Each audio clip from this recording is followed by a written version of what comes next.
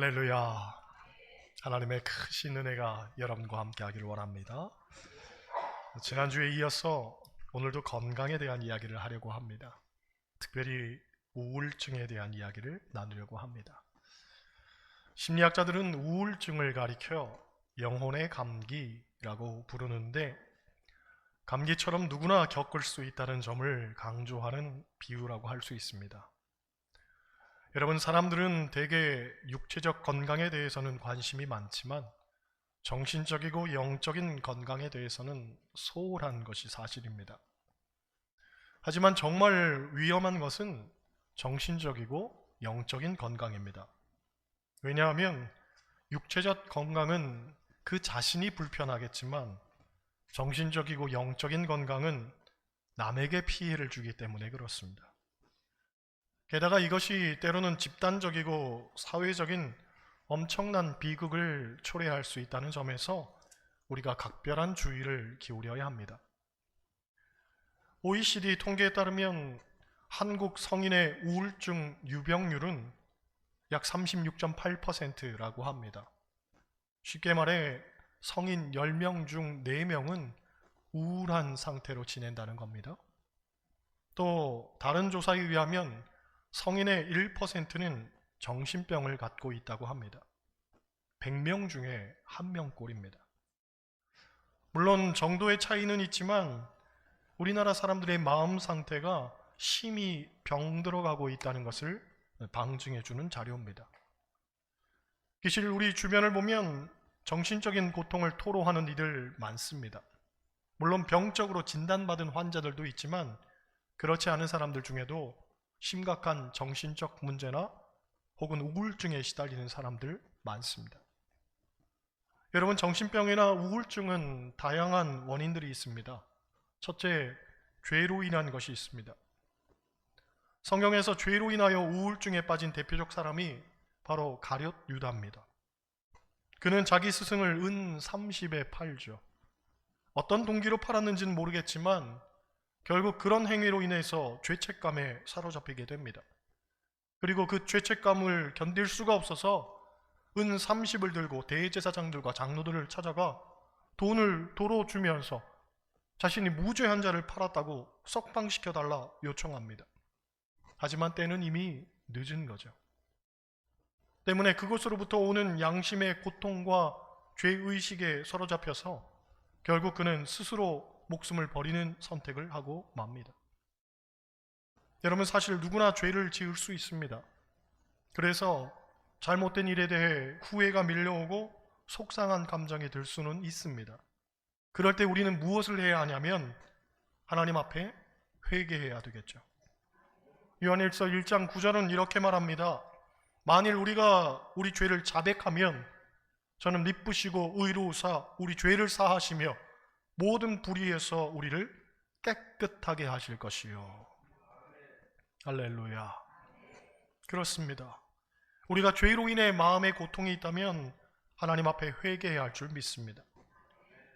둘째, 실망감에서 비롯된 우울증이 있는데 그것도 믿었던 사람, 사랑하는 사람에게 실망했을 때 우리는 더욱 심각한 우울증에 빠져들죠. 성경을 보면 아히도벨이라는 사람이 나옵니다. 그는 압살롬과 함께 반역을 도모하여 새로운 왕국을 건설하려고 했던 사람입니다. 그런데 함께 일하던 압살롬이 자기보다 다윗의 신복이었던 후세를 더욱 신뢰하는 걸 보고 너무나 실망해서 해서는 안 되는 선택을 합니다. 비견한 예지만 그런 거죠. 실망의 감정이 극복이 안 되면 우울증이 찾아오는 겁니다. 셋째, 자신에 대한 실망으로 찾아오는 우울증도 있습니다. 즉 자존감이 무너질 때를 말하는데 심리학자 에릭슨은 이것에 대해서 정체성의 위기라는 표현을 말합니다. 이 정체성의 위기는 다양한 요인들이 있습니다. 환경적 요인도 있고 유전적 요인도 있고 호르몬의 이상 분비 같은 신체적 요인도 있습니다. 빈둥지 증후군이라는 게 있습니다. 빈둥지 증후군. 이건 환경적인 요인입니다. 자녀가 장성해서 어느 날 갑자기 곁을 다 떠나버리면 뜻하지 않은 허전함과 공허함이 밀려오는 거죠. 빈둥지 증후군입니다. 갱년기 증후군은 호르몬의 이상 분비입니다. 여성 같은 경우 폐경기에 호르몬이 결핍되는 현상이 나타납니다. 그러면 가슴이 두근거리고 불면증이 생기고 원치 않는 우울증도 찾아옵니다. 조울증이나 양극성 장애 같은 것은 유전적 요인입니다. 어떤 보고서에 따르면 약 60에서 70%까지 자녀에게 유전이 된다고 합니다. 제가 이렇듯 다양한 원인을 말씀드리는 것은 살다 보면 누구나 우울증에 걸릴 수 있다는 얘기입니다. 마치 감기처럼 영혼의 감기가 찾아왔을 뿐이라는 거죠. 이러한 인식이 왜 중요하냐면 어떤 사람들은 우울증에 대해서 굉장히 수치스러워하고 부끄러운 감정을 느끼기 때문에 그렇습니다. 그럴 필요가 없는데 이 불필요한 감정들 때문에 자신의 병을 더 심화시킨다던가 심지어 극단적인 상황으로 몰고 가는 거죠. 제가 아는 권사님 한 분은 누구보다 열심히 기도하는 분입니다. 그런데 어느 날 우울증이 생겼습니다. 그런데 그것을 받아들이지를 못합니다. 즉, 기도하는 내가 어떻게 우울증이 생길 수 있을까 하고 생각을 하는 거죠. 문제는 그런 생각에 사로잡히니까 내가 하나님 앞에 제대로 살지 못해서 우울증이 온 건 아닐까 하는 죄책감이 생기고, 또 내가 이것밖에는 안 되는구나 하는 자기 비하에 빠질 뿐더러 다른 사람들은 다 믿음으로 이겨내는데 나는 왜 그게 안 될까 하는 패배감과 더불어 결국 하나님은 나를 사랑하시지 않는가 보구나 하는 하나님에 대한 왜곡된 감정까지 생기더라는 거예요. 여러분, 성경을 보면 믿음의 사람들도 때론 깊은 우울의 감정을 겪었음을 알 수가 있습니다. 대표적으로 열왕기상 19장을 보면 엘리야 선지자가 그랬습니다. 갈멜산에서 큰 승리를 거뒀지만 오히려 그 때문에 그는 생명의 위협을 당하게 되죠. 그러니 그 상황을 견디질 못하고 깊은 좌절과 탈진으로 인해서 하나님께 차라리 나를 죽여달라고 기도할 정도로 엘리야는 우울증을 앓게 됩니다. 그런데 하나님께서는 그런 엘리야를 책망치 않고 그를 먹이시고 재우시고 쉬게 하심으로 그를 먼저 안아주시죠. 즉, 하나님도 우울증을 죄로 책망하시지 않고 오히려 자연스러운 것으로 여기셨다는 얘기입니다. 또 시편 42편을 보면 다윗도 우울증에 걸려 있었음을 알 수 있습니다. 다윗은 고백하기를 내 뼈가 쇠하였고 내 진액이 빠졌으며 내 눈물이 주야로 내 음식이 되었도다 하고 말합니다. 얼마나 고통스러웠으면 하루 종일 밥도 못 먹고 눈물만 나고 정말 뼈가 쇠하고 진액이 빠지는 감정을 느꼈겠습니까? 그래서 다윗은 이런 고백도 하죠. 내 영혼아, 내가 어찌하여 낙심하며 어찌하여 내 속에서 불안해하는가. 이 영혼이 속에서 낙심하고 불안해하는 감정, 즉 우울증인 거죠.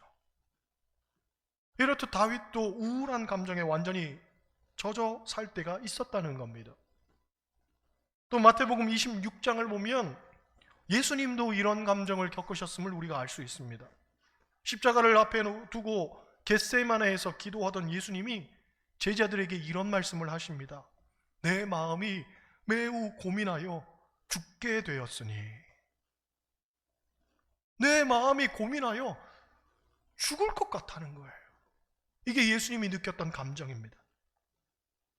여러분, 예수님도 그랬는데 나에게도 그런 감정 찾아오는 것은 어찌 보면 자연스러운 일인 겁니다. 통계적으로 보면 기독교인들의 우울증이 치료가 더 쉽다고 합니다. 왜냐하면 기독교인들이 더 미래지향적이고 자기를 잘 내려놓기도 하고 더욱 하나님을 의지하고 살기 때문이라고 하죠. 그런데 문제는 기독교인들의 치료가 더 쉬움에도 불구하고 기독교인들이 우울증에 대해서 객관화시키지를 못한다는 겁니다. 곧 우울증에 대해서 많은 편견을 갖고 있는데 특히나 우울증을 죄와 연결시키기 때문에 많은 죄책감에 시달린다고 합니다. 그래서 치료받는 걸 부끄러워한다고 하죠. 여러분, 다시금 말씀드리지만 우울증은 다양한 원인들이 있습니다. 물론 하나님 앞에 죄를 지어서 그것이 우울증으로 연결될 수는 있지만, 그렇다고 해서 우울증에 걸린 것이 다 죄는 아닙니다. 우울증은 하나의 병증입니다. 치료받아야 하는 일인 거죠. 일반적으로 감기에 걸렸다고 내가 죄를 지었다고 생각하는 사람은 없습니다. 그래서 감기에 걸리면 자연스럽게 약을 먹죠. 우울증을 영혼의 감기라고 하는 것은 이와 같기 때문에 그렇습니다. 살다 보면 감기에 걸릴 수 있듯이 사람이 우울할 수도 있고, 또 감기에 걸리면 약을 먹듯이 우울증도 치료받으면 되는 겁니다. 그러므로 정신적인 고통이나 우울한 마음이 들거나 할 때 여러분 상담도 받고 약물 치료도 받아야 됩니다. 정신병원 간다고 이게 부끄러운 것 아닙니다. 약도 하나님이 주신 것임을 우리는 고백할 수 있어야 됩니다. 하나님께서 사람에게 지혜를 주셔서 이 병을 이길 약도 만들게 하신 겁니다. 그래서 성경을 보면 아픈 사람이 있으면 기름을 바르며 기도하라고 했습니다. 기름은 당시 팔레스타인 사람들이 치료에 쓰인 방법이었습니다. 곧 약을 병행하는 것이 신앙에 위배되는 일은 아니라는 거죠. 하지만 중요한 것이 있습니다. 우울증이 죄는 아니지만 사단은 우울한 마음을 통해서 죄를 심으려고 한다는 데에 문제가 있는 거죠. 우울증이 죄는 아니지만 죄가 들어오는 가장 큰 통로가 될 수 있습니다. 그렇기 때문에 우울증은 반드시 우리가 영적인 심각성을 갖고서 기도와 연결시켜야 되는 거예요. 즉 약도 먹어야 되지만 더욱 하나님 앞에 기도해야 된다는 겁니다. 오늘 본문은 사무엘상 16장 말씀입니다. 사울의 병적 증세가 나타나는 부분이 오늘 본문인데, 나중에 사무엘상 22장을 보면 이 사울의 증세가 악화되어서 노베에 있던 제사장 85명을 살해하고 노베의 남녀와 아이들과 젖 먹는 자들과 소나 양과 나귀까지도 죽였다고 합니다. 소위 완전히 정신이 나갔던 거죠. 우리 14절 말씀 한번 보겠습니다. 14절 같이 읽겠습니다. 여호와의 영이 사울에게서 떠나고 여호와께서 부리시는 악령이 그를 번뇌하게 한지라. 아멘. 여러분, 정신적으로 병적인 문제를 앓는 이유는 뭐냐면 성경은 말하기를 그 사람에게서 하나님의 영이 떠나버렸기 때문이다 라고 말합니다. 하나님의 영이 떠나버렸다. 이 하나님의 영이 떠난 것이 왜 문제냐면, 그렇게 떠나서 그냥 비어있는 상태라면 괜찮은데 그게 아니라 대부분의 경우 그곳에 악령이 들어오더라는 거예요. 그렇기 때문에 우리 인생에서 제일 무서운 건 성령이 떠나는 거예요. 다윗이 죄를 짓고 두려워할 때에 내게서 주의 성령을 거두지 마옵소서 하고 기도했는데, 여러분, 성령이 내주하신다는 것은 성령께서 우리를 지키시고 보호하신다는 말입니다. 반면 성령이 떠나신다는 건 우리를 보호하던 모든 울타리가 다 사라졌다는 걸 의미하는 거죠. 그런 사람은 악한 영의 침투를 받게 되는 겁니다. 결론적으로 성령이 떠나면 그 즉시 악한 영의 지배를 받게 되는 거죠. 그런데 오늘 성경을 보면 하나님의 영이 왜 떠났다고 하냐면 그것은 하나님의 말씀에 불순종했기 때문이다 라고 말합니다. 불순종 때문이다. 사울은 제사장 사무엘을 통해서 주신 말씀을 거부했습니다. 하나님께서 아말렉과의 전쟁에서 이긴 후에 전리품을 다 없애라고 했는데, 왜 그랬냐면 하나님의 구별된 백성은 세상 것을 취하지 말라는 거죠. 세상의 방법을 취하지 말라는 거예요. 세상 것과 타협하지 말라는 겁니다. 이방신에게 드려졌던 것이기 때문에 하나님의 백성으로서 취해서는 안 되고 또 취하지 않겠다는 결연한 의지의 결단을 연습시킨 거죠. 그런데 사울은 인간적으로 생각한 겁니다. 그 아까운 걸 왜 버리는가? 좋은 것은 잘 활용하면 되는데 잘 보관했다가 좋은 데 쓰면 되지 않겠는가? 아마 사울이 그렇게 생각했던 것 같습니다. 하지만 이건 인본주의적인 생각이죠. 사울은 영적인 생각을 전혀 하지 못했던 거예요. 그래서 인간적인 잣대와 판단으로 행한 겁니다. 사실 사울이 왕이 된 배경을 보면 그가 왕이 된 것은 가문이 좋아서도 아니었습니다. 개인적인 능력이 좋아서도 아니었습니다. 인간적으로 볼 때 잘난 구석이 있었던 것도 아니었습니다. 그가 왕이 된 건 오직 하나님 은혜였습니다. 하나님께서 그를 미쁘시게 보시고 왕으로 세운 거죠. 그런데 아말렉과의 전쟁에서 이긴 후로 사람이 달라진 거예요. 엄밀히 보면 그가 겸손해서 하나님께서 왕으로 세우셨는데 그가 왕이 되고 나니까 교만해진 겁니다. 교만해진 사울은 거짓말을 하죠. 내가 여호와의 명령을 다 이행했다고 합니다. 그때 사무엘이 그를 책망하죠. 다 진멸했다고 하는데 그렇다면 지금 내 귀에 들리는 이 소나 양의 울음소리는 어찌된 영문입니까? 물었더니 그제서야 실토하는 겁니다. 좋은 소와 양은 내가 구별해서 나중에 하나님께 제사 드리려고 했습니다. 핑계대는 거죠. 그때 사무엘이 한 유명한 말이 있습니다. 순종이 제사보다 낫고 듣는 것이 순양의 기름보다 낫습니다. 즉 소나 양을 가지고 하나님께 제사 드리는 것보다 하나님 말씀을 듣고 순종하는 것이 더 낫다는 거예요. 무엇을 갖고 하나님께 제사를 드릴까? 그건 하나님 앞에 중요한 게 아니라는 거죠. 정말 내 중심이 하나님께 가 있어서 어떠한 말씀이라도 순종할 수 있는 그것이 더 귀하다는 거예요. 우리 15절로 18절 말씀 조금 길지만 한번 읽어보겠습니다. 15절로 18절입니다. 같이 읽어요. 사울의 신하들이 그에게 이르되 보소서 하나님께서 부리시는 악령이 왕을 범뇌하게 하온즉 원하건대 우리 주께서는 당신 앞에서 모시는 신하들에게 명령하여 수금을 잘 타는 사람을 구하게 하소서. 하나님께서 부리시는 악령이 왕에게 이를 때에 그가 손으로 타면 왕이 나으시리이다 하는지라. 사울이 신하에게 이르되 나를 위하여 잘 타는 사람을 구하여 내게로 데려오라 하니 소년 중 한 사람이 대답하여 이르되 내가 베들레헴 사람 이새의 아들을 본즉 수금을 탈 줄 알고 용기와 무용과 구변이 있는 준수한 자라. 여호와께서 그와 함께 계시더이다 하더라. 아멘. 사울의 부하들이 사울의 증세를 보더니 요즘 말로 하면 음악 치료를 권하게 됩니다. 수금 잘 타는 소년이 있는데, 수금은 오늘날로 말하면 하프입니다. 하프를 잘 타는 소년이 있는데 그 소년의 음악을 들으면 괜찮아질 거라고 했습니다. 그렇게 해서 수금을 잘 타는 소년을 부르게 되는데 누구였습니까? 저는 아닙니다. 다윗이었습니다.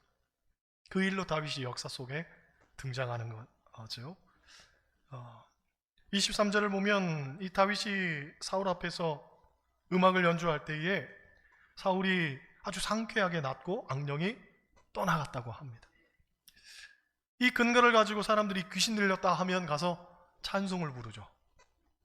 찬송을 부르면 정말로 신기하게 귀신들이 잠잠한 걸 보게 됩니다. 저도 부천에서 사역할 때에 귀신 들린 사람을 본 적이 있어서 목사님하고 권사님들하고 와서 찬송을요 4시간, 5시간 동안 부른 적이 있습니다. 신기하게도 찬송을 부르면 이 귀신 들린 사람이 잠잠하고 꼼짝을 못합니다. 그런데 중요한 건 이 찬송이 귀신을 잠시 무력화시키고 잠잠하게 하는 도구는 될 수 있지만 이게 근본적인 치료는 되지 못합니다. 근본적인 치료가 되려면 어떻게 해야 되냐?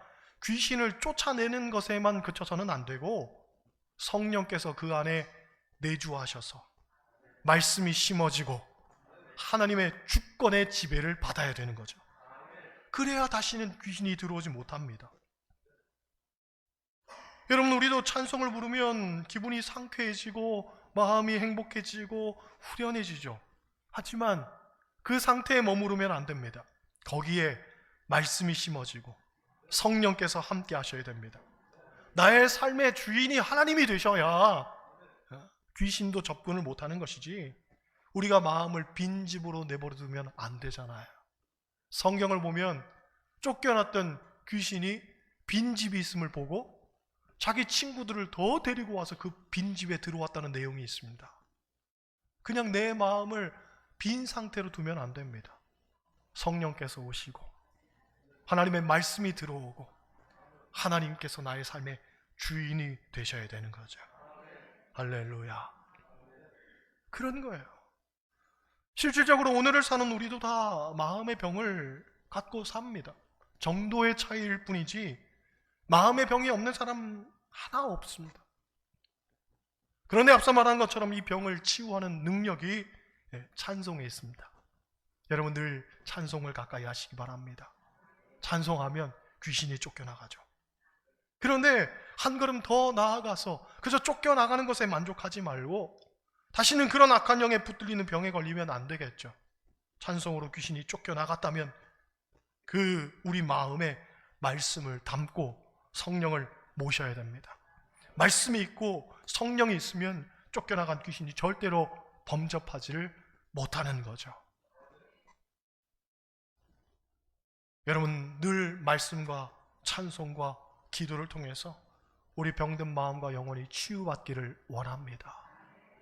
우리가 살면서 우울한 감정이 들고 때로는 우울증에 걸릴 수 있는 것, 사실은 별것 아닙니다. 감기와 같은 것입니다. 약도 먹고 사람들의 도움도 받고 찬송도 부르고 말씀도 듣고 더 사모하는 마음으로 하나님 앞에 나아가야 될 줄 믿습니다. 우리의 아픈 마음을 주께서 매만져 주시고 고쳐주시고 치유하실 줄로 믿습니다. 하나님 앞에서 다시 회복되고 온전한 삶을 누리며 사시기를 주님의 이름으로 간절히 축원합니다.